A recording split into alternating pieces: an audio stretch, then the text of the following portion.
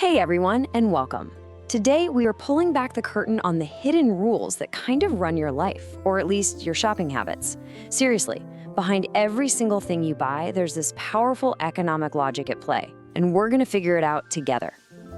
I mean, think about it for a second. Your favorite soda is 2 for 1? You're probably grabbing an armful, right? Stocking up. But what if gas is 10 cents cheaper? You just fill your tank like you always do. So what's the deal? By the time we're done here, you're gonna know exactly what's going on. Okay, so let's start at square one.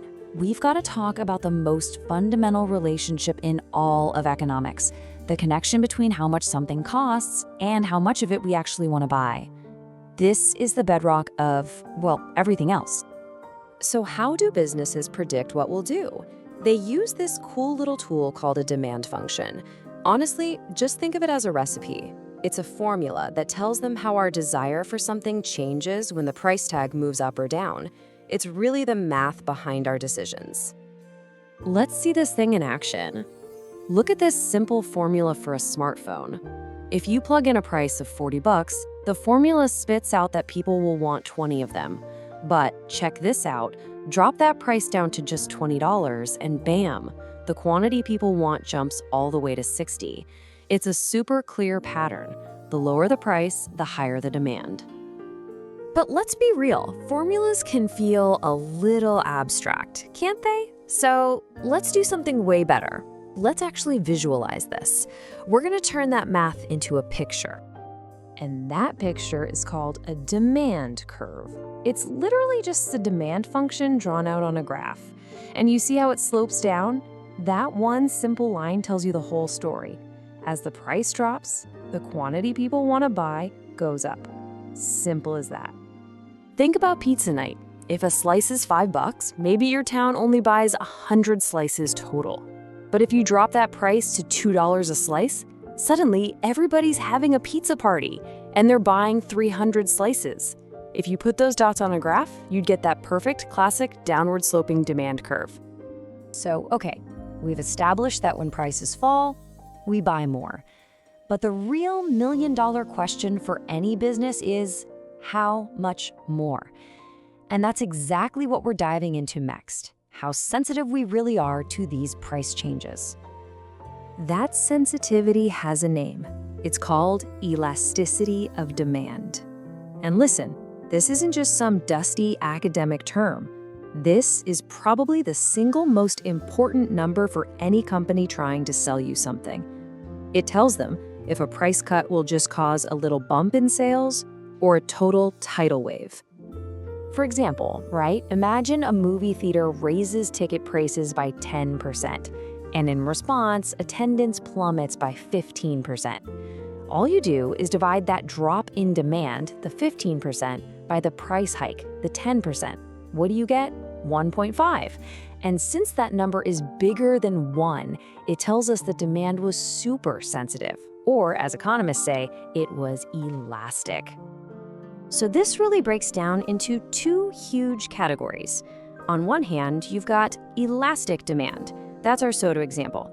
If one brand gets pricey, you've got tons of other options. You're very sensitive. But on the other hand, you've got inelastic demand, and that's our gasoline example. The price goes up, you're not happy about it, but you still gotta drive to work, right? Your demand doesn't really change that much. You're just not that sensitive. Okay, now let's take these ideas to the absolute extreme. First, perfectly elastic demand. This is where the buyer has all the power. A perfect example is currency exchange. If one place offers you a euro for $1.10 and the booth next door wants $1.11, you're gonna buy exactly 0 from the more expensive one. The tiniest price difference completely wipes out their demand. And then you have the complete opposite, perfectly inelastic. This is where the buyer has 0 sensitivity to price. Think about a life-saving medicine that has no alternative. A patient needs 1 dose a day to live. It doesn't matter if it costs $1 or $1,000. They demand that exact same amount. Price has no effect on their decision whatsoever. So we've talked a lot about price, but there's another massive piece to this puzzle we can't ignore, your income. So for our last section, let's look at how a change in your paycheck can totally flip the script on what you decide to buy. I want you to really think about this for a second. You just got a nice raise at work. What's the first thing you are just so happy to stop buying? You know, that cheaper brand you settled for, or that less convenient option? Well, whatever it is, that product has a special name in economics. It's called an inferior good. Now, don't get hung up on the word inferior. It doesn't mean the product is bad or low quality. It's just the official term for any product you buy less of as your income goes up. Because, when you have more money, you upgrade to something you like better. So the classic examples are things like instant ramen. Once you get that raise, you might start buying fresh pasta instead. Or maybe you stop buying bus tokens because you can finally get a car. In both of those cases, your demand for the inferior good, the ramen, the tokens, goes down as your income goes up. All right, get ready because this is a real mind bender. We've spent this whole time saying a higher price means lower demand. It's the first rule of economics. But what if I told you there's a super rare, bizarre exception where a price increase actually makes people buy more of something? These are called Giffen goods. And this wild paradox works like this. Imagine a very poor family whose diet is mostly cheap potatoes and maybe a tiny bit of more expensive meat. Now, what happens if the price of potatoes goes up? Well, their budget is totally crushed. They can't afford any meat now. So just to get enough calories to survive, they're forced to buy even more of the now more expensive potatoes. It's this incredible situation where poverty just completely overrules the normal laws of supply and demand. So, what have we really done here? This is more than just a list of vocabulary. You've basically just been handed an economic toolkit. Now you can decode the why behind sales and price hikes. You can see why governments put taxes on things like gas.